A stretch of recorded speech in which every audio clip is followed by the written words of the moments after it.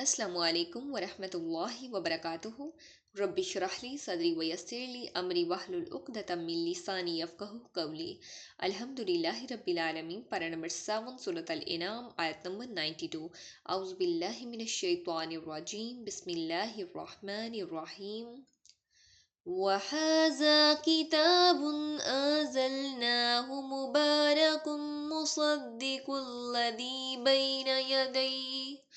Ban यदैहि वलितुंज़िर उम्मल कुरा वमन हौलहा वल्लज़ीन युमिनून bill आखिरति युमिनून बिही वहुम अला सलातिहिम युहाफ़िज़ून। और ये एक किताब है जिसे हमने नाजिल किया है, बड़ी बबरकत है, उस किताब की तस्दीक करने वाली है जो इससे पहले है, और ताकि आप मक्का और इसके इर्द गिर्द वालों को खबरदार कर दें, और जो आखिरत पर यकीन रखते हैं वही इस पर ईमान लाते हैं और वो अपनी नमाज़ों की हिफाजत करने वाले होते हैं। इस आयत की तफसीर में हम देखते हैं वलितुंज़िरा उम्मल कुरा। इस आयत में मक्का को उम्मल कुरा कहा गया है, जिसका माना है तमाम बस्तियों की जड़ या उनका मरकज़, और वमन हौलहा से मुराद कबाइल अरब और हज़रत आदम अलैहिस्सलाम की औलाद हैं, ख्वा अरब हो या अजम। रसूलुल्लाह सल्लल्लाहु अलैहि वसल्लम ने फरमाया, बुखारी की रिवायत है, मुझे तमाम लोगों की तरफ भेजा गया है। सूरत अल-इराफ, सूरत अल-इनाम, सूरत सबा में प्रॉपर इसकी डिटेल भी है। फिर इसी तरह हम देखते हैं, अगरचे अरब में कोई हुकूमत नहीं थी, मरकज़ी हुकूमत, लेकिन ये कि अरब में जज़ीरा नमा अरब में मक्का मुकर्रमा को उम्मुल कुरा की हैसियत हासिल थी। यही एक शहर ऐसा था जहाँ दुनिया में काबा था, तमाम कबीले जो हैं वो यहाँ पर हज करने के लिए आते थे और इनका मजहबी मरकज़ था। फिर ये कि जो कुरैश को ख़ास तौर पर ईस्ट वेस्ट ट्रेड के अंदर जो ख़ास अथॉरिटी हासिल थी वो भी इसी काबा की बरकत की वजह से थी। इसी वजह से पैसे की रेल पेल भी थी। काफिले आते थे जाते थे, मक्का से होकर यमन जाते थे, मक्का से होकर शाम जाते थे, शाम से आते थे, मक्का से होकर फिर यमन को चले जाते थे। तो ये उम्मुल कुरा की हैसियत थी इससे हासिल, ठीक है, मक्का को।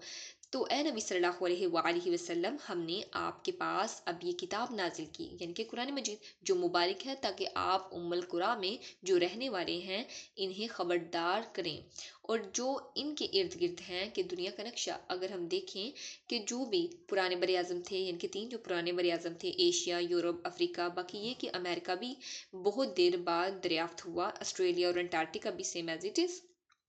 तो ये असल में नाफ मालूम होती है इन तीनों बरआज़मों की। तीनों बरआज़म जहाँ पर जुड़ रहे होते हैं, तकरीबन ये इलाका जिसे हम मिडल ईस्ट कहते हैं, ये नुक्ता इत्तिसाल हैं, जहाँ यूरोप मिल रहा है, एशिया भी मिल रहा है, और इस जंक्शन पर ये जज़ीरा नमा अरब वाक़या है।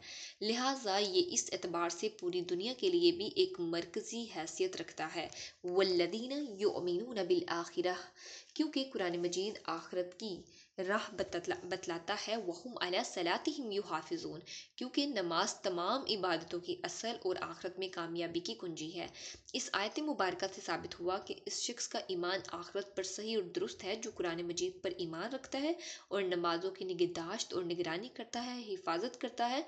और जो शख्स कुरान पाक पर ईमान नहीं रखता, नमाजों की हिफाजत नहीं करता, इसका आखिरत पर कोई ईमान नहीं, या वो अगर दावा करता है तो ये झूठा दावा है। अल्लाह रब्बुल आलमीन से दुआ है कि वो हमें दीन का सच्चा फ़हम नसीब फरमाएं, इस पे खुद भी अमल करने और दीन का पैगाम दूसरों तक पहुंचाने की तौफीक अता फरमाएं। आमीन। व आखिरु दावाना अनिल हम्दुलिल्लाहि रब्बिल आलमीन। सुब्हानकल्लाहुम्मा व बिहम्दिका नशहदु अल्ला इलाहा इल्ला अंता नस्तगफिरुका व नतूबु इलैक। अस्सलामु अलैकुम व रहमतुल्लाहि व